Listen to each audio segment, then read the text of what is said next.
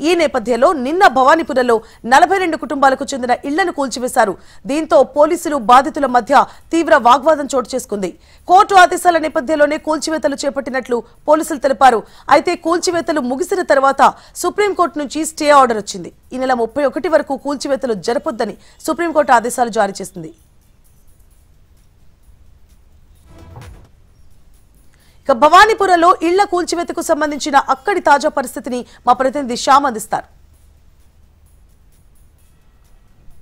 విజయవాడలో కూడా కూల్చివేతలు ప్రారంభమయ్యాయి. ప్రధానంగా చూసుకున్నట్లయితే విజయవాడ భవానీపురంలో 42 ఫ్లాట్ల ఓనర్లు అనేది చూసుకున్నట్లయితే దాదాపు 2.5 దశాబ్దాల క్రితం వీళ్ళందరూ కూడా ఇక్కడ స్థలాలు కొనుగోలు చేశారు. దాదాపు 2 ఎకరాల 30 సెంట్ల వరకు ఈ స్థలం ఉంది. దీన్ని మొత్తం 42 మంది కలిసి ముక్కుముడిగా కొనుగోలు చేశారు. వాళ్ళందరూ కూడా ఇక్కడ ఫ్లాట్లుగా డివైడ్ చేసుకున్నారు.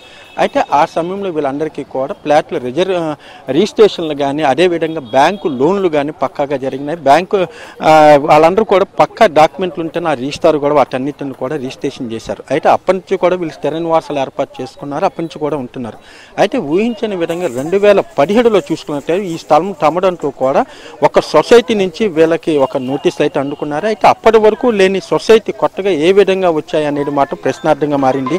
అయితే అప్పటి నుంచి కూడా వీళ్ళు కూడా న్యాయస్థానాన్ని ఆశ్రయించడం జరుగుతోంది.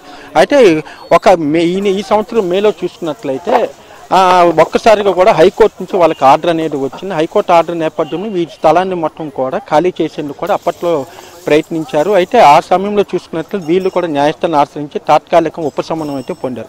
అయితే నవంబర్ 4వ తేదీన వీళ్ళకి డిసెంబర్ 30 వరకు కూడా స్టే అనేది కోర్టు అనేది ఇచ్చింది. అయితే అనుకోని విధంగా నిన్న ఉదయం చూసుకున్నట్లయితే నిన్న ఉదయం 8 గంటల సమయంలో జేసీబీలు తీసుకొచ్చేసి అంటే వీళ్ళకి 30 వరకు సమయం ఉన్నప్పటికీ కూడా హైకోర్టు ఏదైతే హైకోర్టు ఇచ్చిన పాత ఉత్తర్వుల నేపథ్యంలో వీరి స్థలాన్ని అన్నిటిని కూడా ఖాళీ మొత్తం ముక్కుముడిగా బిల్డింగ్లన్నిటిని కూడా జేసీబీలతో కూలగొట్టారు. అయితే ప్రస్తుతం ఈ బాధితులు కూడా లబోరూపం అంటున్నారు. అంటే ప్రధానంగా తమకి సమయం ఉన్నప్పటికీ కూడా ఒక అమానుషంగా మహిళలను కూడా చూడకుండా నిర్దాక్షిణ్యంగా కూడా కూల్చివేతలు చేశారనేది మాత్రం ప్రధానమైన